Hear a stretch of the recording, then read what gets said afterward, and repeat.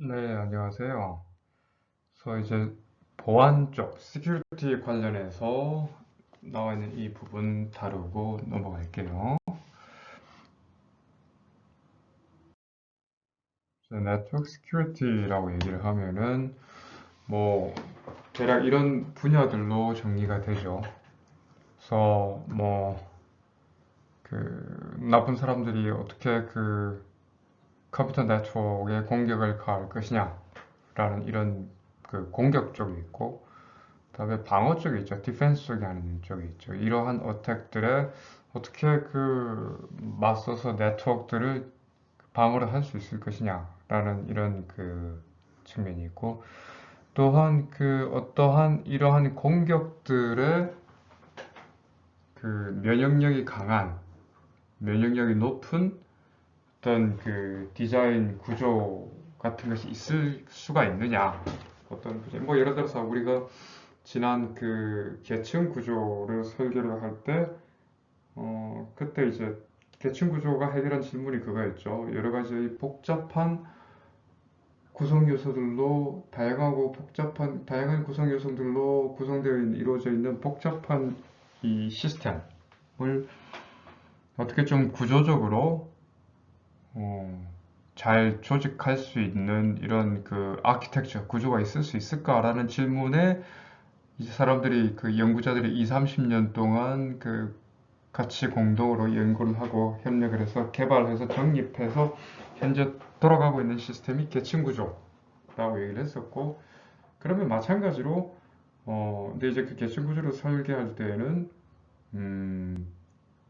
그 다양한 기술 컴포넌트들을 어떻게 서로 정의를 하고 그것들을 서로 연결해서 묶어서 하나의 그 잘 돌아가는 그 잘 작동하는 전체 시스템으로 만들 것이냐라는 그런 목표로 만든 게 레이어드 아키텍처, 레이어 구조고, 지금 현재 인터넷인데 마찬가지로 여기서는 또 다른 그 비슷한 그런 질문인 거죠. 근데 레이어드 아키텍처가 인터넷에 그렇게 구성이 되어 있는데, 그러면 이러한 그 공격자들에 대해서 면역력이 높은, 그 방어력이 높은 그 어떤 인터넷 구조, 네트워크 구조, 아키텍처를 만들 수 있는 뭔가 방법이 있을까? 그런 구조가 있을까? 라는 그게 있는 거죠. 그래서 대략 이 세 가지 정도의 질문을 넣고 그 많은 사람들이 그 대학과 뭐 기업과 정부와 연구자, 연구소들이 많은 연구를 진행을 하고 있고, 우리나라에서 보안 쪽으로 굉장히 많은 뛰어나신 분들이 연구와 개발을 하고 있죠.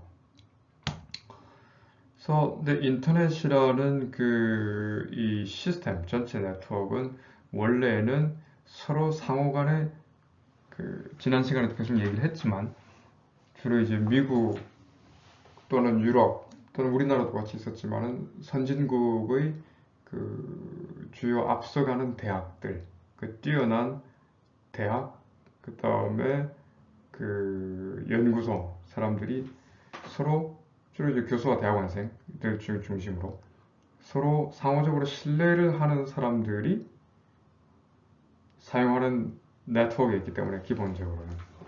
그렇죠.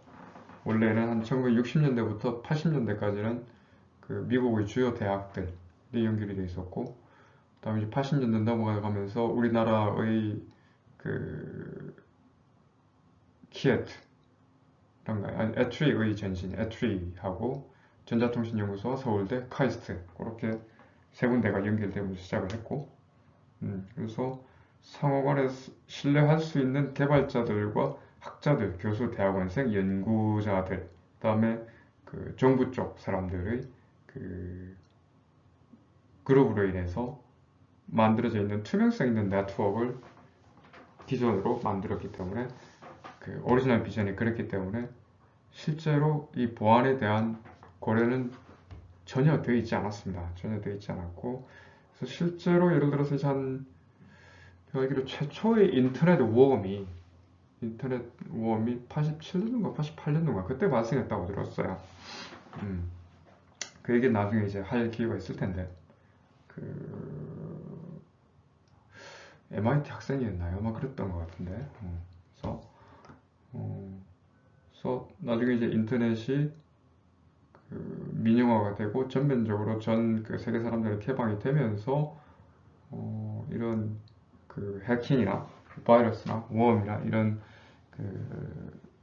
그뭐 봇넷이나 이런 안 좋은 어태커들 공격자들이 많아지고 사람들에게 피해를 주는 그런 소프트웨어들이 나타나기 시작하면서 아 이래서는 안 되겠구나 해서 전 세계 연구자들이 이 보안적인 사항을 가지고 연구를 해서 현재 인터넷의 그 프로토콜 디자인을 할 때 굉장히 고려를 많이 하고 그다음에 그런 상황들을 이제 패치를 하면서 해결하기 위해서 많은 노력들을 하고 있죠. 그래서 실제로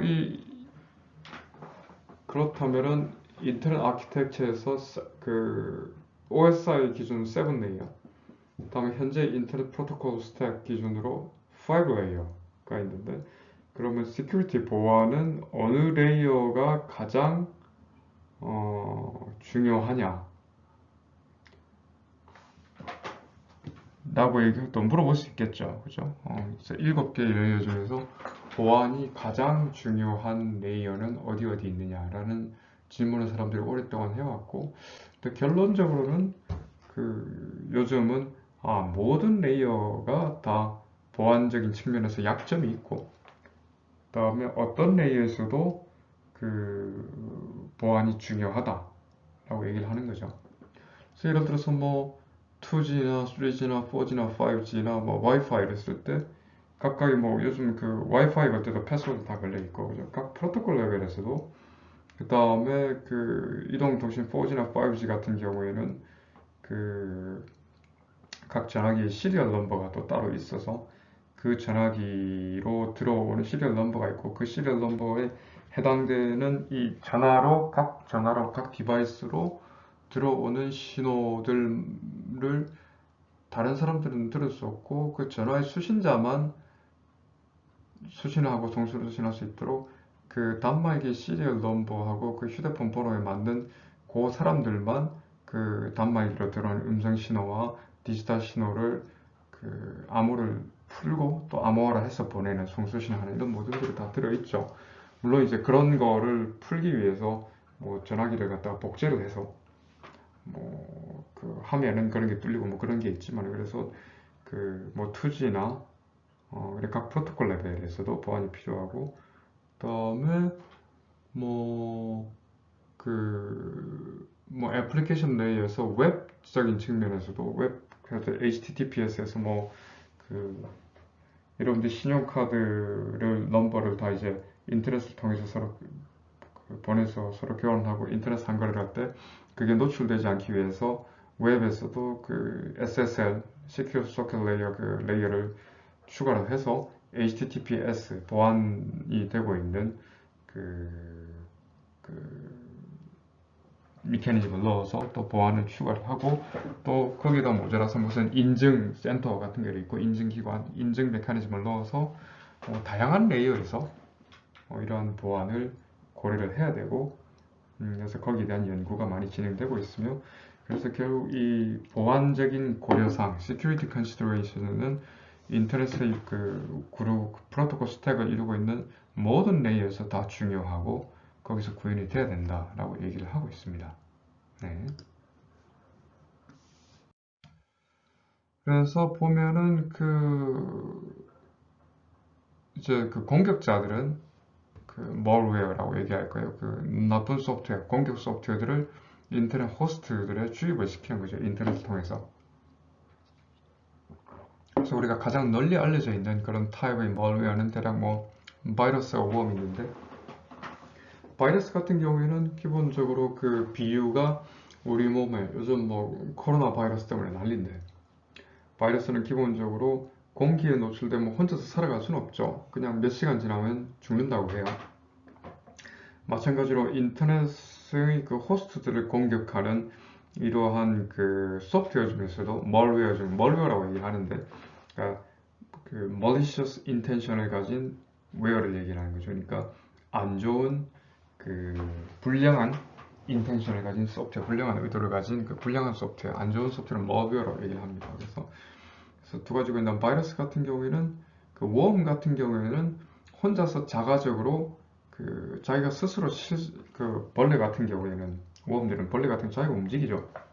우리 생태 실제 우리 자연에서도. 그래서 이 웜이라는 그 소프트웨어들은 자기가 스스로 실행을 하고 스스로 복제를 하고 그래서 스스로 전파되는 그러한 타입의 소프트웨어를 웜이라고 얘기를 하고, 바이러스 같은 경우에는 혼자서 스스로 자가 실행을 하는 게 아니라 어딘가에 기생을 해서 붙어서, 예를 들어서 이메일 같은 데 붙어 있는 첨부 파일 같은 데로 들어간 다음에 그 누군가가 그 이메일을 체크를 하는 사람이 그 잘못 그 바이러스인 줄 모르고 그 어딘가에 그 뭐 이메일에 붙어 있는 첨부 파일을 사람이 더블 클릭해서 실행을 시킨다든지 그런 식으로 하면 그때야 이제 퍼지는 것들을 바이러스라고 얘기를 하고 있죠. 그래서 얘는 숙주가 필요한 시스템이고, 그 이메일 같은데 첨부 파일 같은 것들 또는 뭐 소프트웨어 같은데 첨부 파일 같은데 이제 들어가서 그것을 누군가 실행 클릭을 딱 하면은 또는 다른 그 코드가 얘를 실행을 딱 시키면은 그때 이제 그 스스로 자가 증식을 하는 그런 소프트웨어를 바이러스라고 얘기를 하고, 그 다음에 웜은 스스로 이렇게 누군가 클릭해서 실행해서 시켜줄 필요가 없이 스스로 자기가 그냥 그 self execution 할 수 있는 그러한 그 자기 자신을 움직이고 스스로 자가로 증식을 해서 다른 호스트들과 기기들을 공격할 수 있는 그런 소프트웨어들을 웜이라고 얘기를 합니다. 네. 그다음에 이제 스파이웨어들 보통 얘기를 많이 해요. 스파이웨어들은 여러분들의 컴퓨터에 그 설치가 된 채로 사용자들이 컴퓨터를 어떻게 사용하는지를 스파잉 한다고 얘기를 하죠. 스파잉을 해서 그래서 사용자들이 암호를 입력하는 그런 키스트로크 같은 것들을 갖다 기록을 해서 뭐 비밀번호나 아이디를 빼낸다든지, 그 다음에 누가 어떤 웹사이트에 들어갔고 거기서 어떤 컨텐츠를 봤는지를 감시를 해서 그 정보를 빼낸다든지, 민감할 수 있는 정보죠. 누가 어떤 사이트나 어떤 곳에 들어가서 무엇을 했는지에 대한 기록이 굉장히 그 프라이버시를 침해할 수 있는 소지가 많고, 또는 그러한 정보를 가지고 그 사람 협박을 한다든지, 뭐 부적절한 사이트라든가 뭐 금지된 사이트 같은 데 들어가서 뭐 그런 그 금지된 도덕적으로나 법률적으로나 뭐 안 좋은 일을 했다든지 아니면 기밀을 빼낸다든지, 그런 것들을 하는 것들이 스파이웨어죠. 그래서 그러한 정보들을 다른 곳으로 빼내는 스파이웨어 소프트웨어들을 스파이웨어라고 얘기를 합니다. 그 다음에 또 다른 타입이 이제 그 여러분들 많이 들었을 텐데 DDoS 어택, DDoS 어택이라고 얘기를 하는데, 그거는 이제 다음 시간, 요 다음 슬라이드에 있으니까 DDoS 얘기를 하고, botnet이라고 얘기를 하죠. botnet. 이 botnet은 그 bot이 로봇의 bot입니다. 그죠? 로봇. 그래서 그 소프트웨어로 구성된 일종의 로봇인데, 근데 뭐 그 지금 우리가 얘기하는 그 bot이라고 얘기하는 거는 그냥 인터넷상에 존재하고 있는 소프트웨어를 얘기를 하는 거죠. 자동적으로 그냥 자기네들이 왔다 갔다 하는 이름이고, 근데 그 로봇은 우리가 보통 얘기하는 뭐 마징가 제트나 그레이트 마징가나 뭐 로봇 태권브이처럼 이런 몸체가 있는 것들을 우리가 주로 로봇이라고 얘기를 하는데, 그렇지 않은 이런 소프트웨어를 주로 bot이라고 얘기를 합니다. 그래서 이 bot, 그 어태킹을 하는 소프트웨어로 구성되어 있는 네트워크가 구체적으로는 어택을 하는 소프트웨어들이 서로 협력을 하는 뭐 한 대, 두 대, 감염된 소프트웨어들이 감염된 그 호스트들이 100대, 1000대, 뭐 만대 또는 심하게는 100만 대 이런 식으로 그 서로 간에 군집을 이루어서 예를 들어서 뭐 정부의 웹사이트를 공격을 한다든지 아니면은 뭐 방송국의 웹사이트를 공격을 한다든지,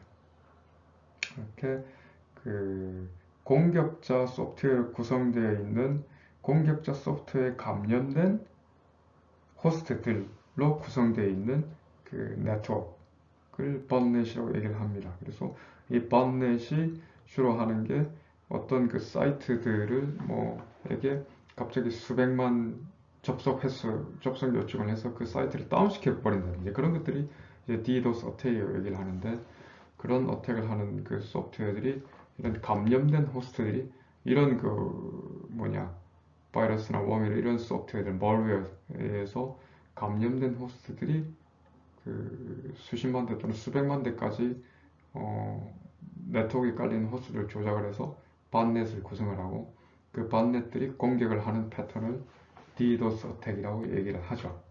네. 네, 그래서 D,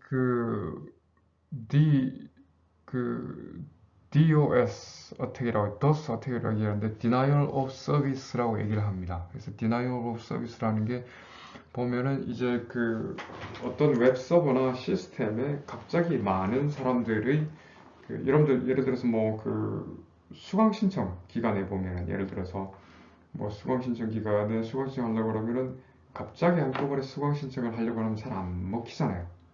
서버가 응답을 하지 않죠.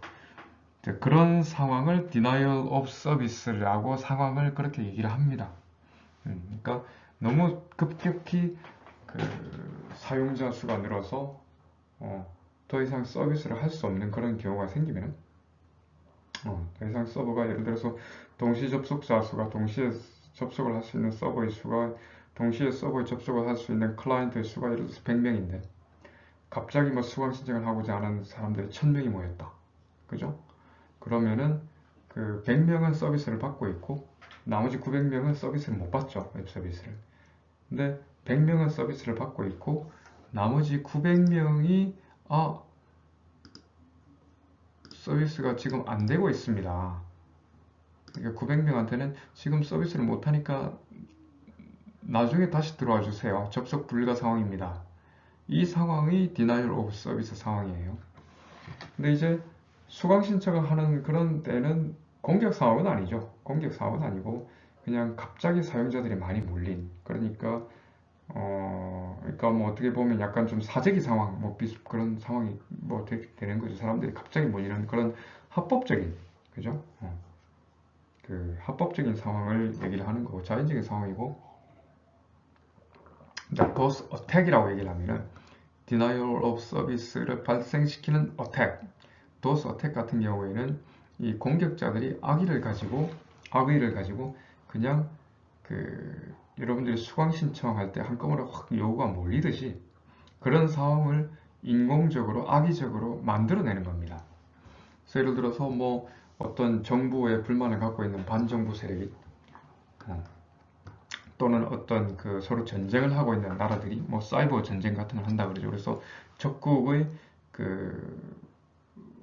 예를 들어서 정부의 주요 웹사이트를 다운을 시킨다든가 공격을 해서 동작 불능, Denial of Service 상태를 그냥 인공적으로 공격을 통해서 사용 불가로 만들어 버리기 위해서 하는 공격을 Denial of Service Attack이라고 얘기를 해요. 그래서 공격자들이 이 서버들의 아까 전에 얘기했던 사용 가능한 범위가 있겠죠. 예를 들어서 네트워크가 10Mbps 밖에 안 된다, 또는 10Mbps 밖에 안 된다, 또는 서버가 예를 들어서 메모리가 예를 들어서 한 128MB 정도밖에 안 된다 라는 식으로 돼 있으면은, 왜냐하면은 이런 합법적인 리퀘스트가 하나 들어올 때마다 서버의 네트워크와 서버의 메모리를 다 사용을 해야 되겠죠. 왜냐하면은 예를 들어서 여기서 www.naver.com이라는 웹서버가 있을 때 실제로 이 웹서버 안에 어떤 아니면 넷플릭스.com이라고 얘기하죠. 좀 좋은 일 아니에요. 넷플릭스.com에 이런 비디오가 있다고 치면, 예를 들어서 뭔가 이 자료가 있고 서버에 디스크에 자료가 있고, 근데 이 서버의 디스크에 있는 자료를 우리가 홈페이지를 거쳐서 부르려고 할 때에는 먼저 접속 요청을 해서 어떻게 돼요? 이 서버에 있는 디스크를 서버의 메모리로 올린 다음에 서버의 메모리에서 TCP 소켓을 에다가 데이터를 넣어서 보내게 되겠죠. 근데 예를 들어서 한 번에 한 명의 사용자의 서비스를 갖다가 서비스 하는데 메모리가 예를 들어서 한 1메가, 한 10메가 정도 된다고 가정을 합시다. 비디오 파일 같은 경우에. 근데 10메가 정도라고 치면은 기본적으로 예를 들어서 근데 1기가 뭐 이 메모리 전체 사이즈는 1기가라고 쳐요. 그러면 동시에 10메가를 사용하는 그런 메모리를 사용을 하니까 메모리가 1기 전체 메모리 1기가면은 동시에 100명이 사용할 수 있는 거죠. 동시에 맞나요? 10메가, 100메가, 10메가 1기가 100명이네요. 동시에 100명이 사용할 수 있는데 근데 100명까지는 메모리가 버텨낼 수 있는데 100명이 전체 지정 동시 접수자 사용을 하고 있고 101번째 사용자가 들어오면은 메모리가 모자라니까 서버의 용량이 모자라게 되죠. 그렇게 되면은 101번째로 들어오는 사람들은 지금 현재 서비스를 사고에 사용하고 있는 100명이 서비스를 끝내고 나갈 때까지는 못 들어가는 거죠. 그런 상황을 일부러 공격자들이 만드는 거죠. 가짜 리퀘스트를 갖다가 실제 있지도 않은 리퀘스트를 그냥 이렇게 그 여러 대의 컴퓨터를 조작을 해서 계속 이렇게 서비스를 하게 만들므로 인해서 나중에 합법적인 사용자가 쓸 수 없도록 다운을 시켜버리는 겁니다. 실제적으로는 다운되겠죠. 그래서 뭐 몇 서버의 메모리라든가 아니면 네트워크 대역폭이 예를 들어서 100메가밖에 안 되는데 뭐 1기가, 10기가 사용량을 갖다가 막 이렇게 가져가면 해서 밴드위스를 갖다 다 소진시켜버려서 이 서버가 갖고 있는 그 자원 용량을 초과시켜버림으로 해서 합법적인 트래픽을 서비스를 못하게 만드는 그런 어택을 Denial of Service Attack, 줄여서 DOS 어택이라고 얘기를 합니다. 그죠?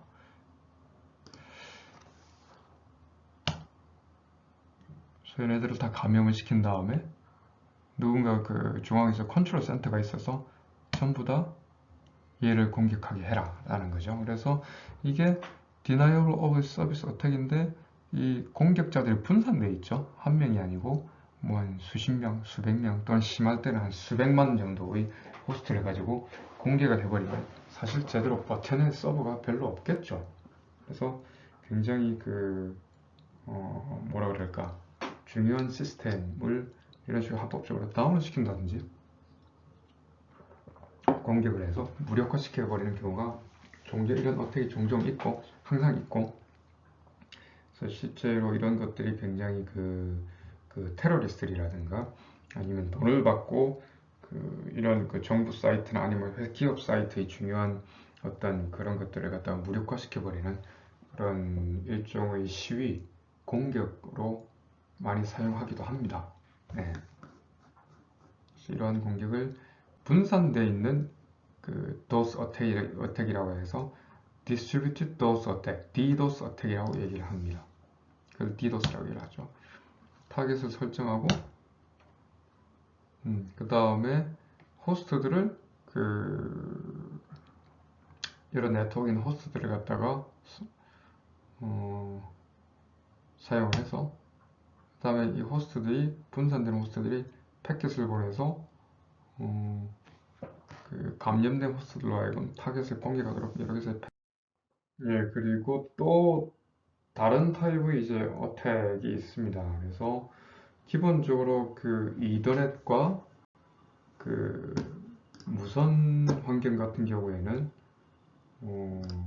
이 미디어가 공유돼 있죠. 그죠? 이 전파 같은 경우에도 사실 그냥 공기 중에 이제 전파가 쭉 뿌려져 있는 거기 때문에 그냥 그 전파를 송신하는 수신자와 우리한테도 오지만은 예를 들어서 내가 전화를 하고 뭐 데이터를 무선으로 받을 때는 그 전파가 나한테만 이렇게 탁 포인트 투 포인트 오는 게 아니라 사실 옆에도 이렇게 그 뭐 굴절이나 뭐 반사나 이런 회절 같은 현상으로 통해서 옆에도 전파가 뿌려지고 있는 거죠. 그런데 이제 내 단말기에 있는 이 그 수신자 확인하는 이 칩과 그 다음에 시리얼 넘버와 전화번호하고 이 코덱이 딱 맞아서 내 전화기는 기본적으로 나한테 오는 신호만을 받아서 암호화되어 있는 신호를 받아서 그 나한테 오는 그 전화기 시리얼 넘버하고 이 칩셋에 있는 그 식별자 넘버하고 맞는 사람만 그 암호화된 신호를 그 암호를 풀고 난 다음에 그래서 내가 음성을 나한테 오는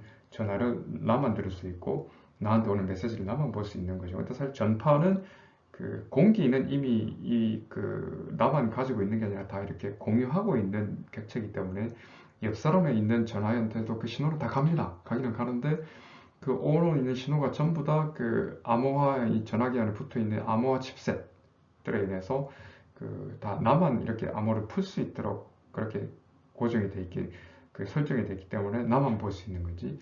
사실 그 데이터들은 그 패킷들은 옆의 그 전화기에서도 전파를 가로챈다든지 뭐 그런 식으로 해서 가져갈 수는 있겠죠, 기본적으로. 근데 물론 그거를 암호를 풀어야만 그 데이터를 다 볼 수 있고 문자를 볼 수 있는데 그런 걸 하는 일이 이제 그 전화기 복제라고 얘기를 합니다. 칩셋을 복제해가지고 그냥 그 쓰면은 그 내가 갖고 있는 전화기도 아닌데 내 근처에 있으면은 그 같은 신호를 단말기의 그 번호랑 그 시리얼 넘버랑 그 코덱 칩을 그 암호하고 그 암호를 풀 수 있는 그 칩을 그대로만 가지고 딱 복제를 하고 있으면 나한테 오는 전화, 나한테 오는 문자도 다른 사람이 다 볼 수 있죠. 그런 의미에서 엄밀하게 말해서 이 공기 중에 통하는 무선 신호는 나한테 오는 전용선을 갖고 있는 게 아니라 공유된 신호를 다 공유를 하고 있는 거죠. 근데 그 중에서 나만 이 시리얼 넘버가 장착되어 있는 칩이 있어서 그 암호를 풀어서 확인을 할 수 있기 때문에 내가 쓸 수 있는 거예요. 그죠? 그 다음에 이제 이더넷 같은 경우도 그렇죠. 이더넷 같은 경우에도 그 연결되어 있는 우리 그 보면은 그 전화선하고 뭐 기억나죠? 그 케이블넷 인터넷 구분할 때 이더넷도 공유를 합니다. 공유를 하고 있고 그래서 이런 그 브로드캐스트 미디어 방송돼 있는 이런 미디어 방송 그 이런 뭐라 그럴까 그 이 무선에서 전파를 뿌리는 것도 그렇고 이더넷 브로드캐스트라고 해서 사실 들어가는 이 이더넷에 케이블되어 있는 연결되어 있는 호스트들이 10대가 있다고 얘기를 하면은 사실은 연결되어 있는 모든 호스트들이 그 밑에서 지나가는 패킷들을 다 볼 수가 있습니다. 그래서 스니핑이라고 얘기하는 건 이제 코를 킁킁거려서 그 스니프 한다는 얘기는 코를 킁킁거려서 냄새를 맡는다라는 얘기인데요. 그죠? 그래서 그런 그 나한테 IP 주소를 바탕으로 해서 나한테 오는 주소가 아닌 그 옆에 이제 브로드캐스트 미디어를 통해서 이더넷 케이블을 통해서 흘러가고 있는 다른 패킷을 내가 수신자가 아닌 패킷을 끌어올려서 보는 이런 부정행위를 스니핑이라고 얘기를 하고 그 다음에 무선에서도 마찬가지로 아까 전에 얘기했듯이 뭐 폰을 복제로 한다든지 뭐 그런 식으로 나 다른 사람 옆 사람한테 가는 신호를 가로채서 그 스니핑을 해서 킁킁거리면서 그거를 맞는 일들을 스니핑 그런 작업을 스니핑이라고 얘기합니다. 그래서 이런 모드를 이런 식으로 돌아가는 그 네트워크 인터페이스를 프로미스큐어스 모드로 얘기를 하는데 지나가는 신호는 전부 다 잡아내겠다. 그러니까 나한테 오는 신호뿐만 아니라 내가 IP 어드레스 주소가 1.2.3.4라고 얘기하면은 1.2. 패킷 중에서 내 시야를 지나가는 패킷 중에서 IP 어드레스가 1.2.3.4로 설정이 되어 있는 패킷만 가져와서 봐야 되는데 그렇지 않고 주위에 왔다 갔다 하는 모든 이더넷 패킷이나 무선 패킷을 내가 그냥 다 잡아보겠다 라는 식으로 하는 공격을 스니핑 공격이라고 얘기를 합니다. 지나가는 모든 패킷들 그죠? 그래서 이렇게 되어 있죠. 그래서 호스트 B가 있고 어떤 호스트 A, B가 A로 보낼 때 그 출발지가 B이고 목적지 데스티네이션 주소가 A면은 요렇게 패킷을 보내서 이제 공유된 미디엄이죠. 여기 호스트가 이렇게 연결되어 있으면 이더넷 통해 연결이 되어 있을 때 사실 이 호스트 C 입장에서는 출발지가 B이고 목적지가 A니까 자기는 목적지가 C로 되어 있는 패킷이 아니면 자기는 보지 말아야 되는데 그냥 그러지 않고 그냥 나는 그냥 다 볼래 라는 식으로 그 선언을 하고 자기가 봐서는 안 되는 자기한테 보내지지 않은 패킷을 강제적으로 불법적으로 또는 B와 A의 동의 없이 엿보는 거죠. 이런 공격을 스니핑이라고 합니다. 그래서 우리가 이제 그 챕터 1이 끝나고 나면은 와이어샤크라고 패킷을 실제로 들여다보는 소프트웨어를 가지고 이제 실습을 하게 될 텐데 이 와이어샤크를 보면은 이런 패킷 스니핑이 되는 걸 볼 수가 있습니다. 예. 그 다음에 보내는 게 이제 그 스푸핑이죠. 스푸핑인데 C가 A한테 패킷을 보내면서 사실 이게 C인데 자기가 아니고 다른 사람이 보내는 것처럼 위주로 하는 거죠. IP 스포핑. 그러니까 구라를 치는 겁니다. 거짓을 치는 거고. 그래서 자기가 A한테 패킷을 보내면서 B가 보내는 것처럼 위주로 하는 거죠. 그래서 그 패킷을 위주로 해서 누가 자기가 보내지, 그래서 B는 자기가 보내지 않은 패킷이 1위로 가는 거죠. 그래서 요거를 가지고 이제 또 공격을 하는 방법이 또 있습니다. 왜냐하면은 이렇게 패킷을 보내면은 A가 C한테 응답을 하는 게 아니라 B한테 응답을 하겠죠. 이런 식으로 뭐 A, B, A, D, E부터 Z까지 이런 다른 호스트들한테 모든 호스트들한테 이렇게 보내면은 이 다른 호스트들은 전부 다 사실은 C가 보낸 건데 B가 보낸 줄 알고 B로 응답을 하겠죠. 이런 식으로 이 서버를 B를 갖다 공격을 한다든가 이런 일을 또 할 수가 있습니다. 그래서 뭐 이런 간단한 여러 가지 공격 메커니즘들을 얘기를 했고, 그래서 모험이나 바이러스나 뭐 DDoS 어택, 스포핑, 스누핑, 그래서 기본적인 어택 공격법들을 얘기를 했고, 그래서 챕터 8에 가보면은 이제 이런 네트워크 보안에 관련해 가지고 얘기들이 있습니다. 그렇죠? 이 부분은 이번 학기에는 컴퓨터 네트워크 보안이라는 챕터가 따로 있는데 이 부분은 우리가 따로 다루지는 않을 것 같아요. 그래서 뭐 이 부분을 공부하려면 대학원에서 이제 어드밴스 네트워크 코스라든가 그런 걸 하게 되면은 이 부분은 더 이제 다르게 되고 또는 이제 정보 보안 과목이 또 있으니까 거기서도 또 다룰 수 있을 것 같습니다. 네.